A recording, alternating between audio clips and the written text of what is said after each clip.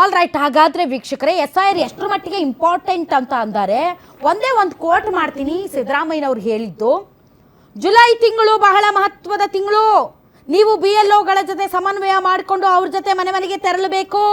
ಜೊತೆಗೆ ಕನಿಷ್ಠ ಪಕ್ಷ 2 ಸ್ಥಳೀಯ ಮತದಾರರನ್ನ ಪ್ರತಿ ಬೂತ್ಗೆ ಆಯ್ಕೆ ಮಾಡಬೇಕು. ಯಾರಿಗೆಲ್ಲ ಶಾಸಕರಾಗುವ ಸಂಸದರಾಗುವ ಆಸೆ ಇದೆ ಅವರು ಪ್ರಜಾಪ್ರಭುತ್ವದ ಸಂವಿಧಾನ ಮತ್ತು ದೇಶವನ್ನ ಉಳಿಸಲು ಈ ಪ್ರಯತ್ನ ಮಾಡಬೇಕು. ಬಿಜೆಪಿಯ ಮೋದಿಯವರ ಕುತಂತ್ರವನ್ನ ಬಯಲು ಮಾಡುವ ಕೆಲಸ ಮಾಡಬೇಕು. ದೇಶದಲ್ಲಿ ಒಮ್ಮೆ ಪ್ರಜಾಪ್ರಭುತ್ವ ಹೋದರೆ ಮತ್ತೆ ಗುಲಾಮಗಿರಿ ಬಂದು ಬಿಡುತ್ತೆ. ಹೀಗಾಗಿ ಜನನಾಯಕರಾಗಬೇಕು ಅನ್ನೋರು ಎಲ್ಲರೂ ಕೂಡ SIR ಪ್ರಕ್ರಿಯೆ ಏನು ಆಗ್ತಾ ಇದೆ ಜುಲೈ 29ನೇ ತಾರೀಕಿನವರೆಗೆ ಅಲ್ಲಿವರೆಗೆ ಫುಲ್ ಅಲರ್ಟ್ ಆಗಿರಿ ಅಂತ ಸಿದ್ದರಾಮಯ್ಯನವರು ಕರೆ ಕೊಟ್ಟಿದ್ದಾರೆ. ಈ ಕಡೆ ಯತೀಂದ್ರ ಸಿದ್ದರಾಮಯ್ಯನವರು ನೋಡಿ, ಬಿಜೆಪಿ ಮತ್ತು ಮೋದಿ ಅವರು ತಮಗೆ ಅನುಕೂಲ ಆಗೋ ರೀತಿಯಲ್ಲಿ SIR ಮಾಡ್ತಾ ಇದ್ದಾರೆ, ದಯವಿಟ್ಟು ತಾವೆಲ್ಲರೂ ಕೂಡ ತುಂಬಾ ಅಲರ್ಟ್ ಆಗಿರ್ರಿ ಅಂತ ಹೇಳಿದ್ದಾರೆ. ಹಾಗಾದ್ರೆ ಕಾಂಗ್ರೆಸ್ಗೆ ಯಾಕೆ ಭಯ ಅನ್ನೋದ್ರ ಬಗ್ಗೆ ಮಾತಾಡೋದಕ್ಕೆ ನಮ್ಮೊಂದಿಗೆ ಅತಿಥಿಗಳಿದ್ದಾರೆ. ಬನ್ನಿ ಅವ್ರನ್ನ ವೆಲ್ಕಮ್ ಮಾಡೋಣ. ನಮ್ಮೊಂದಿಗೆ ಇದ್ದಾರೆ ಹಿರಿಯ ಪತ್ರಕರ್ತರು ಮತ್ತು ರಾಜಕೀಯ ವಿಶ್ಲೇಷಕರು ಬಸವರಾಜ್ ಇಟ್ನಾಳ್ ಸರ್ ತಮಗೆ ಸ್ವಾಗತ. ಇನ್ನು ಬಿಜೆಪಿ ವಕ್ತಾರರಾದಂಥ ದಿಲೀಪ್ ಕುಣಿಗಲ್ ಅವರಿದ್ದಾರೆ, ತಮಗೂ ಸ್ವಾಗತ. ಇನ್ನು ಕಾಂಗ್ರೆಸ್ನ ವಕ್ತಾರರಾದಂಥ ನಿಜಾಮ್ ಸರ್ ಜಾಯ್ನ್ ಆಗಿದ್ದಾರೆ, ತಮಗೂ ಸ್ವಾಗತ. ಇನ್ನು JDSನ ವಕ್ತಾರರು ಮತ್ತು ಹಿರಿಯ ನಾಯಕರು ನಾಗೇಂದ್ರ ಪ್ರಸಾದ್ ಅವರು, ಸರ್ ತಮಗೂ ಕೂಡ ಸ್ವಾಗತ.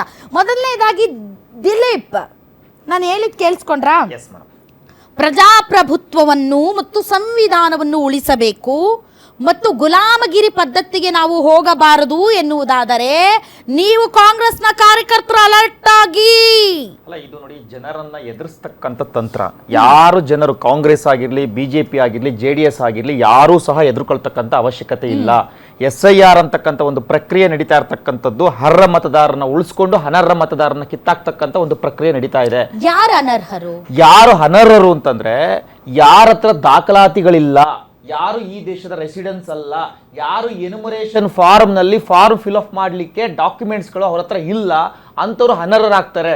ಡೆತ್ ಆಗಿರೋರು, ಸತ್ತೋಗಿರ್ತಕ್ಕಂಥವ್ರು ಅವ್ರ ಅನರ್ಹರು. ಅಥವಾ ಬೇರೆ ಕಡೆ ಎರಡೆರಡು ಕಡೆ ಓಟ್ ಇಟ್ಕೊಂಡಿರ್ತಕ್ಕಂಥವ್ರು. ಈಗ ನಾನು ಬೆಂಗಳೂರಲ್ಲಿ ಒಂದು ಇಟ್ಕೊಂಡಿರ್ತೀನಿ, ಊರಲ್ಲಿ ಒಂದು ಇಟ್ಕೊಂಡಿರ್ತೀನಿ. ನಾನು ಅನರ್ಹ, ಬೆಂಗಳೂರಲ್ಲಿ ಅನರ್ಹ.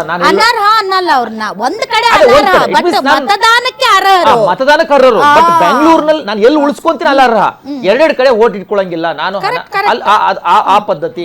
ಮತ್ತೆ ಯಾರು 18 ವರ್ಷ ತುಂಬಿದ್ದಾರೆ ಅವ್ರನ್ನ ಮತದಾರರನ್ನ ಮತ್ತೆ ಸೇರ್ಸ್ಕೋಬಹುದು. ಆತನ ಅರ್ಹ ಅಂದ್ರೆ ಫಾರ್ಮ್ 6 ಅಂತ ಹೇಳಿ ಫಿಲ್ ಮಾಡಿ ಅವ್ರು ಸೇರ್ಸ್ಕೋಬಹುದು. ಈ ಒಂದು ಪದ್ಧತಿಯನ್ನ ಮಾಡ್ತಾ ಇರ್ತಕ್ಕಂಥದ್ದು ಪರಿಷ್ಕರಣೆ ಮಾಡ್ತಾ ಇದ್ದಾರೆ ಮೇಡಮ್. ಇದು ಕೂಡ ಯಾರು ಸಹ ಎದುರ್ಕೊಳ್ತಕ್ಕಂಥ ಅವಶ್ಯಕತೆ ಇಲ್ಲ. ನಮ್ಗೇನು ಹೆದರಿಕೆ ಇಲ್ಲ.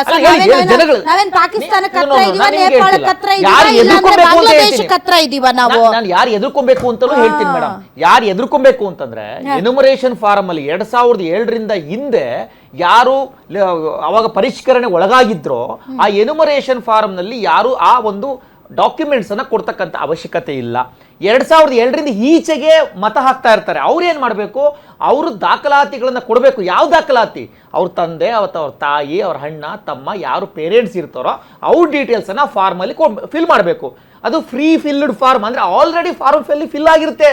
ಹೌದಾ? ಡಾಕ್ಯುಮೆಂಟ್ಸ್, ದಾಖಲಾತಿ ಕಂಪ್ಲೀಟ್ ಡೀಟೇಲ್ಸ್ ಆ ಫಾರ್ಮ್ ಅಲ್ಲಿ ಫಿಲ್ ಆಗಿರುತ್ತೆ. ಅದರಿಂದ ಫಿಲ್ ಮಾಡಿ ಕೊಡ್ತಕ್ಕಂಥ ಒಂದು ವ್ಯವಸ್ಥೆ. ಮತ್ತೆ ಇನ್ನೊಂದೇನು ಅಂತಂದ್ರೆ, ಇಲ್ಲಿ ಯಾವ ಒಂದು ಪಕ್ಷದ ಒಬ್ಬ ಕಾರ್ಯಕರ್ತನಾಗಿರ್ಲಿ ಅಥವಾ ಮತದಾರ ಆಗಿರ್ಲಿ ಬಿಟ್ಟು ಹೋಗ್ಲಿಕ್ಕೆ ಸಾಧ್ಯನೇ ಇಲ್ಲ. ಯಾಕೆ ಅಂತಂದ್ರೆ ಅಲ್ಲೊಬ್ಬ BLO ಅಂತ ಇರ್ತಾನೆ, ಆಫೀಸರ್, ಬೂತ್ ಲೆವೆಲ್ ಆಫೀಸರ್ ಅಂತ ಇರ್ತಾನೆ. ಅಂದ್ರೆ ಯಾರು ಅಂಗನವಾಡಿ ಕಾರ್ಯಕರ್ತ ಇರ್ಬೋದು. ಏನೇನು ಕಾಂಗ್ರೆಸ್ ಕಾರ್ಯಕರ್ತನೋ BJP ಕಾರ್ಯಕರ್ತನೋ ಹೇಳ್ತಾರಲ್ಲ, ಅವ್ರು ಕಾಂಗ್ರೆಸ್ ಕಾರ್ಯಕರ್ತನು BJP ಕಾರ್ಯಕರ್ತರು ಹೇಳ್ತಿರಲಿಲ್ಲ, ನಮ್ಮ ಮತದಾರರು ಅಂತ ಹೇಳ್ತಾ ಇದ್ದಾರೆ. ಕಾಂಗ್ರೆಸ್ ಮತದಾರರು ಎದುರ್ಕೊಳ್ತಕ್ಕಂಥ ಅವಶ್ಯಕತೆ ಇಲ್ಲ. ಅಲ್ಲಿ BLO ಅಂತ ಇರ್ತಾರೆ, booth level agent. Booth level BLA 1 ಅಂತ ಇರ್ತಾರೆ, BLA 2 ಅಂತ ಇರ್ತಾರೆ. BLA 2 ಯಾರು ಅಂತಂದ್ರೆ ಆಯಾ ಪಕ್ಷದ ಏಜೆಂಟ್ಗಳು ಇರ್ತಾರೆ. ಆ ಏಜೆಂಟ್ಗಳು ಏನ್ ಮಾಡ್ತಾರೆ? ನಮ್ಮ ಕಾರ್ಯಕರ್ತರು ಬಿಟ್ಟು ಹೋಗ್ತಾ ಇದ್ದಾನ ಅಥವಾ ಸೇರಿಸ್ಬೇಕಾ ಅಂತಕ್ಕಂಥ ಕೆಲಸವನ್ನ ಮಾಡ್ತಿರ್ತಾರೆ. ಕಾರ್ಯಕರ್ತ ಅನ್ಬೇಡಿ ಸರ್. ಯಾಕೆ ದಿಲೀಪ್ ಅವರೇ ಅಂದ್ರೆ, ಈ ದೇಶದಲ್ಲಿ BJP ಪಕ್ಷ ಗಳಿಸಿರೋದು ಕೇವಲ 36%. ಅದನ್ನ ಹೊರತುಪಡಿಸಿದ್ರೆ 64% ಜನ BJP ವಿರುದ್ಧ ಮತ ಹಾಕಿದ್ದಾರೆ. ಅವ್ರು BJP ವಿರುದ್ಧ ಮತ ಹಾಕಿದ್ದಾರೆ ಅಂದ್ರೆ ಅವ್ರು ಕಾಂಗ್ರೆಸ್ ಕಾರ್ಯಕರ್ತರು ಅಥವಾ ಬೇರೆ ಕಾರ್ಯಕರ್ತರ ಅಲ್ಲ. ಅವರು ಮತದಾರರು ಈ ದೇಶದ ಪ್ರಜೆಗಳು ಹೊರತು ಅವ್ರು ಕಾಂಗ್ರೆಸ್ ಕಾರ್ಯಕರ್ತರ ಅಲ್ಲ. ಮತದಾರರು ಯಾವ ಪಕ್ಷದ ಮತದಾರರು ಸಹ ಎದುರ್ಕೊಳ್ಳತಕ್ಕಂಥ ಅವಶ್ಯಕತೆ ಇಲ್ಲ ಅಂತ ಹೇಳಿದೆ. ಯಾಕೆಂದ್ರೆ ಸಿದ್ದರಾಮಯ್ಯನವರು ಸ್ಟೇಟ್ಮೆಂಟ್ ಮಾಡಿದಕ್ಕೆ ಹೇಳ್ತಾ ಇದ್ದೀನಿ. ಅಲ್ಲ, ನಮ್ಗೆಲ್ಲ ಏನಿದೆ ಅಂದ್ರೆ, ಈಗ ಕರ್ನಾಟಕದವರಿಗೆ, ಈಗ ನಾಗೇಂದ್ರ ಪ್ರಸಾದ್ ಅವರೇ, ಕರ್ನಾಟಕದವ್ರಿಗೆ ಏನಿದೆ ಅಂತಂದ್ರೆ, ಈಗ ಸ್ವರಾಜ್ಯ ನನ್ನ ಜನ್ಮಸಿದ್ಧ ಹಕ್ಕು ಅಲ್ವಾ ಸರ್? ಸೊ ಈ ಹಿನ್ನೆಲೆಯಲ್ಲಿ ಈಗ ನಮಗೆ ಏನು ನೇಪಾಳ ಹತ್ರ ಇಲ್ಲ, ಬಾಂಗ್ಲಾದೇಶ ಹತ್ರ ಇಲ್ಲ ಪಾಕಿಸ್ತಾನ ಹತ್ರ ಇಲ್ಲ, ಹೀಗಾಗಿ ತುಂಬ ನಮಗೆ ಇನ್ಫಿಲ್ಟ್ರೇಷನ್ ಇಲ್ಲ, ನುಸುಳುವಿಕೆ ತುಂಬ ಏನು ಇರ್ಲಿಕ್ಕಿಲ್ಲ, ಏನು ಒಂದು ಲಕ್ಷಗಟ್ಲೆನೂ ಇರ್ಲಿಕ್ಕಿಲ್ಲ. ಸೊ ನಮ್ಮಲ್ಲಿ ನಮಗೆ ಸ್ಕ್ಯೂಟಿನಿ, ಏನೋ ಒಂದು ಅಕ್ಷರ ಹೆಚ್ಚು ಕಡಿಮೆ ಆಗಿದೆಯೋ ಅಥವಾ ಏನೋ ಗಂಡನ ಮನೆಗೆ ಬಂದು ಅಡ್ರೆಸ್ ಚೇಂಜ್ ಆಗಿದೆಯೋ, ಹೊಸ ವೋಟರ್ಸ್ಗೆ ತಂದೆ ತಾಯಿಗಳದ್ದು ಏನಾದರೂ ಡಾಕ್ಯುಮೆಂಟ್ಸ್ ಕರೆಕ್ಟ್ ಆಗಿದೆಯೋ, ಅಡ್ರೆಸ್ ಚೇಂಜ್ ಆಗಿದೆಯೋ, ಈ ಥರದ್ದು ಬಿಟ್ಟರೆ ನಮಗೆ ಏನೋ ಬೇರೆಯವ್ರು ಯಾರೋ ಬಂದ್ಬಿಟ್ಟು ಮುತ್ತಿಗೆ ಹಾಕಿಬಿಟ್ಟು ಇಲ್ಲಿ ವೋಟರ್ಸ್ ಆ ಥರ ಭಯ ನಮಗಿಲ್ಲ. ಹಿಂಗಾಗಿ ದೊಡ್ಡ ಮಟ್ಟದ ಡಿಲಿಟೇಷನ್, ದೊಡ್ಡ ಮಟ್ಟದ ಏನು ಅಲ್ಲಿ ಉತ್ತರ ಪ್ರದೇಶದಲ್ಲಿ 2 ಕೋಟಿ ಮಾಡಿದ್ರು, ವೆಸ್ಟ್ ಬಂಗಾಳಲ್ಲಿ 64 ಲಕ್ಷ ಮಾಡಿದ್ರು, ಆ ಥರದ್ದೇನು ಭಯ ಇಲ್ವಲ್ಲ. ನಾಗೇಂದ್ರ ಪ್ರಸಾದ್ ಅವ್ರಿಗೆ ಪ್ರಶ್ನೆ, ನಿಮ್ಮವ್ರೆ ಅವರು ನಾಗೇಂದ್ರ ಪ್ರಸಾದ್ ಕ್ಲಿಯರ್ ಮಾಡ್ಬಿಡ್ತೀನಿ ಮೇಡಮ್. ಇನ್ನೊಂದೇನು ಅಂತಂದ್ರೆ ಯಾಕೆ ಭಯ ಪಡ್ತಕ್ಕಂತ ಅವಶ್ಯಕತೆ ಇಲ್ಲ ಅಂತಂದ್ರೆ, ಉದಾಹರಣೆಗೆ ಯಾರಾದ್ರೂ ಮನೆಯಲ್ಲಿ ಇರಲ್ಲ, ಹೊರಗಡೆ ಸೈಜ್ ಮ್ಯಾಟರ್ಸ್. ಈಗ ಕರಡು ಪರಿಷ್ಕರಣೆ ಹೊರಗಡೆ ಬಂದಾಗ ನೀವೇನಾದ್ರೂ ಲಕ್ಷಗಟ್ಲೆ ಡಿಲಿಟ್ ಮಾಡ್ಬಿಟ್ರೆ ನೀವಂದ್ರೆ ನೀವಲ್ಲ ಚುನಾವಣೆ ಆವಾಗ ಇರೋದು ಕತೆ. ಮೇಡಮ್ ಚುನಾವಣಾ ಅಧಿಕಾರಿ ಬೇರೆ ರಾಜ್ಯದಿಂದ ಬರಲ್ಲ, ಉತ್ತರ ಪ್ರದೇಶದಿಂದ ಬರಲ್ಲ, ಮಹಾರಾಷ್ಟ್ರದಿಂದ ಬರಲ್ಲ, ಕರ್ನಾಟಕದವರೇ. ನಾಗೇಂದ್ರ ಪ್ರಸಾದ್ ಇದು 90% ಚುನಾವಣಾ ಅಧಿಕಾರಿ ಆಗೋಗುತ್ತೆ. ಇವನ್ 10 ಲಕ್ಷ. ಈಗ ಸರ್, ಈಗ 2002 ಒಂದು ಅವಾಗ ಸಮಗ್ರ ಆಗಿರ್ಲಿಲ್ಲ, ಮತದಾರರ ಪಟ್ಟಿ ಪರಿಷ್ಕರಣೆ ಆಗಿತ್ತು. ಅದನ್ನ ಆಧಾರವಾಗಿ ಇಟ್ಕೊಂಡು ಈಗ ಅದ್ರ ಬೇಸ್ ಮೇಲೆ ಹೋಗ್ತಾ ಇದ್ದಾರೆ ಸರ್. ನೀವು ಒಂದು 20 ಲಕ್ಷ ಅಂದ್ರೂ ಕೂಡ ಅಲ್ಲಿ ಪ್ರಾಬ್ಲಮ್ ಶುರು ಆಗ್ಬಿಡುತ್ತೆ. 20 ಲಕ್ಷ ಎಲ್ಲಿ 20 ಲಕ್ಷ ಬಂದ್ಬಿಟ್ರೆ ಹೊರಗಿನವರು ಅಂತ, ಒಳಗಿದ್ದವ್ರದ್ದೇ ಏನೋ ಸಣ್ಣ ಪುಟ್ಟ ಏನಾದ್ರು ಮಿಸ್ಟೇಕ್ಸ್ ಅಥವಾ ಡೆತ್ ಬಿಟ್ಬಿಡಿ, ಏನೋ ಅಷ್ಟೊಂದು. ಸೊ ಬಹಳ ಪ್ರಾಬ್ಲಮ್ ಆಗ್ಬಿಡುತ್ತೆ ಸರ್, ರೊಚ್ಚಿಗೆ ಬಿಡ್ತಾರೆ ಜನ. ಮತ್ತೆ ನಿಮ್ಗೇನಾದ್ರೂ ಭಯ ಇದೆಯಾ? JDS ಅವರು ಇದ್ರ ಬಗ್ಗೆ ಕಾನ್ಸಂಟ್ರೇಟ್ ಮಾಡ್ತಿದ್ದೀರಾ?